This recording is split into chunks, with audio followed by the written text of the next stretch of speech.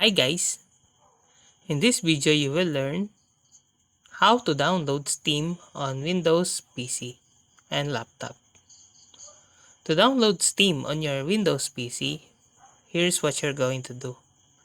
First, open your web browser and go to the official Steam website.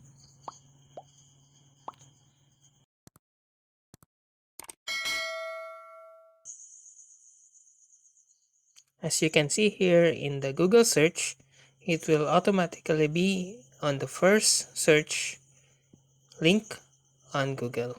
So click download it here.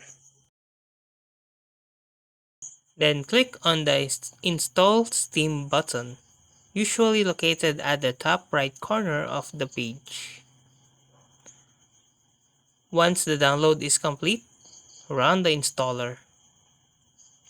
Follow the on-screen instructions to install Steam on your Windows PC.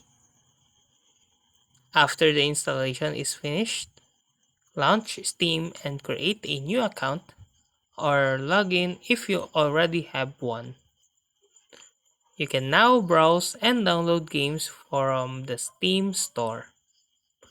And that's how to download Steam on Windows PC.